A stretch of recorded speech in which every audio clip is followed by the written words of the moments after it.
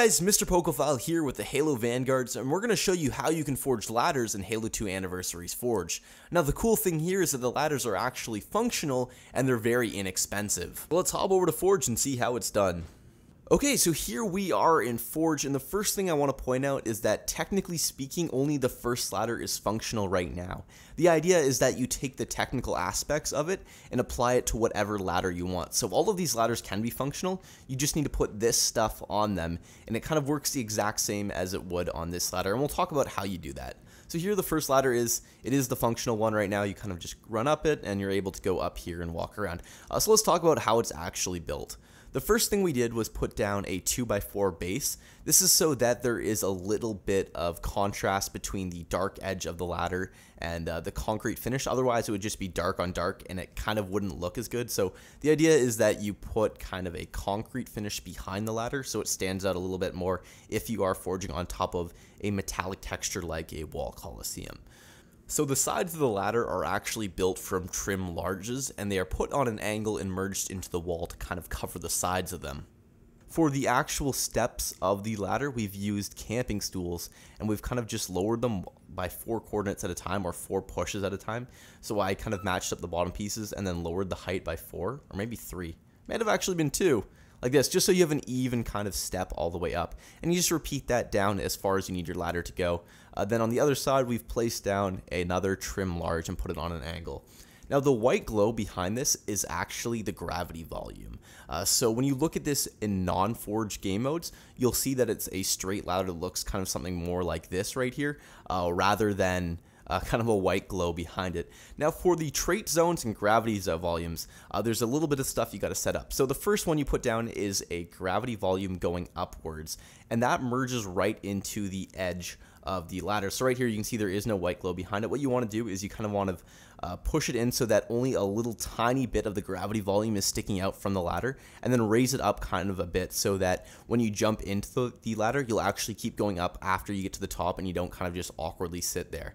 The next step is to take true trait volumes, and what you're trying to do here is you're trying to carve out as much of the gravity volume as possible, so you only leave the tiny little corner like this, so that's the only section of the trait volume, or sorry, the gravity volume that actually has the gravity volume effects to it. Now inside of your trait zones, you kind of got to set up a couple things. So just press B in your Forge menu, go down to trait zone properties, and then go to alpha, as I have both of my trait volumes set to alpha. You want to go over to movement, and then you want to make sure you set the jump height to 75% and the player gravity to 50%. From my experimentation, this is as close as you're going to get to regular traits as possible. Now the reason why you're doing this is because if your map doesn't or if you want the area behind the ladder to function inside of your map, it becomes problematic when you have this massive gravity volume poking out inside of that map. So players can run through it and they'll have the traits of the gravity volume applied to them. So what you're doing is you're taking trait zones and you're kind of blocking off the gravity volume so that when players enter it, the effects don't really apply to them. So you'll see here the jumps are as close to as possible. I mean, they're still a little bit off, but for the most part, it's a lot better than having an actual gravity volume poking through to the other edges of your map. Of course, if your ladder doesn't have anything behind it in your Forge map, you don't need to add these trait volumes or these trait zones. They're only there to kind of, make it so that the stuff behind the ladder functions as well. So you're really just trying to make a gravity volume that only applies to the very lip of the ladder. Then of course you have another one up here which is pushing the player forward once they get to the top of the ladder. To do this, what I like to do is I like to put it on an angle and lower it so that as little of the trait volume, or gravity zone, sorry, is touching the player as possible. You only need to be slightly touching the gravity volume for the traits to apply to you, so the idea is that you're minimizing the usage of it. Moving forward, we have another ladder. Now this ladder was actually designed, we first saw it done by Falk Smash, so a huge thank you to him. Somebody might have done it prior to him, but he was the first person we saw do this. So it's a pretty simplistic ladder.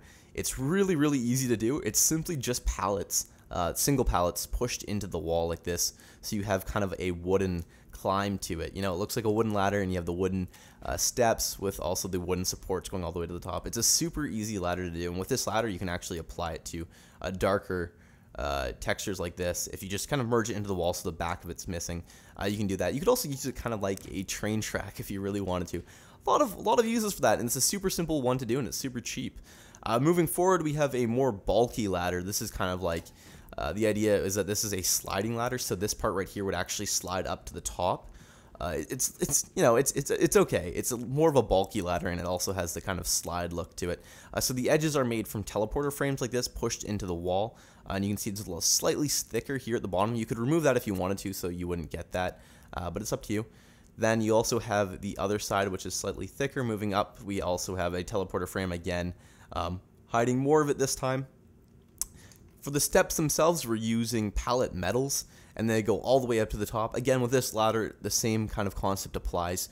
You could make this as tall or as short as you really needed it to be. Finally, we have a ladder that's not pressed up against the wall, and it's kind of like a ladder that's poking out from the wall. And this is simply composed of 2 trim larges and then antenna small ends. So it's the very small end of the antenna small, and you push that into the ladder. Now the downside with this one is that you kind of have to have stuff poking out from behind it. So if you could, you would have to hide this. This ladder only works if you don't have anything coming out behind it. But the beauty of this ladder is that you kind of can see through it, and it looks kind of like a different type of ladder. So it's not just straight up against the wall. It's, you know, there's a little bit more style to it. So again, huge thank you to Damn Civilian and Folk Smash for helping out with these ladders right here. And of course, just take this stuff right here, the technical aspects, and apply it to any one of these ladders. For this one, the same thing applies. I guess it's kind of different because it's not up against a wall, but the idea would be that you take the gravity volume like this, you would go upwards, make it so that only a little tiny piece of it's poking out like this, and then you would take your trait zones, like these ones right here, and you would place them inside of the area of the gravity volume that you're not using, and of course size them down so they fit the size like this, and that should work just fine. You just got to make sure that the player kind of has like a support to go onto. In this case, he could go right here on the edge and kind of make his way up the ladder like this. So that about does it. My name is Sean. I thank you guys all for watching, and we'll see you guys next time.